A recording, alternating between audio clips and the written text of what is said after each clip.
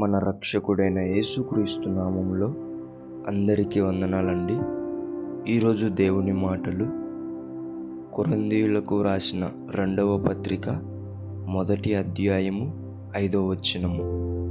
క్రీస్తు యొక్క శ్రమలు మా యందెలాగూ విస్తరించుచున్నవో అలాగే క్రీస్తు ద్వారా ఆదరణయు మాకు విస్తరించుచున్నది. ప్రేమ దేవుని బిడ్డలారా, ఎవరికి శ్రమలు ఉంటాయంటే క్రీస్తులో పయనించే వారికి. అలాగుననే క్రీస్తులో ప్రయాణిస్తున్నప్పుడు శ్రమలు ఎలాగైతే ఉంటాయో వారికి అత్యధికమైన ఆదరణ కూడా ఉంటుంది. అది ఎలా వస్తుంది అంటే క్రీస్తు ద్వారానే వస్తుంది. దేవుడు నిన్ను విడిచిపెట్టేవాడే కాదు, ఆయన ప్రేమామయుడు.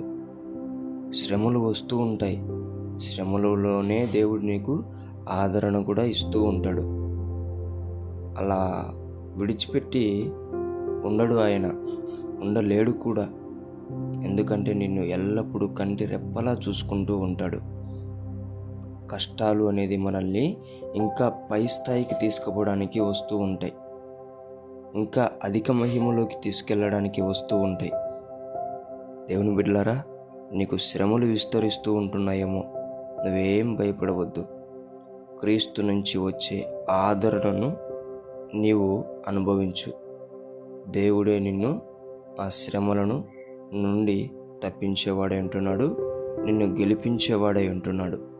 దేవుని బిడ్డలారా, ప్రతి ఒక్కరు కూడా క్రీస్తులో ఉన్నప్పుడు శ్రమలు పడుతున్న వారలారా, మీరందరికీ దేవుని ఆదరణ, క్రీస్తు ఆదరణ మీకు కలుగునుగాక. ప్రార్థించుకుందాం. యేసయ్యా, నీకు వందనాలు నాయనా. నీ బిడ్డలు ఎవరైతే శ్రమల గుండా వెళ్తూ ఉంటున్నారో యేసు నామములో నీవు చెప్పిన విధముగా క్రీస్తు ద్వారా వారికి సంపూర్ణ ఆదరణ దయచేయమని యేసు నామములో ప్రార్థిస్తున్నాం తండ్రి. ఆమేన్.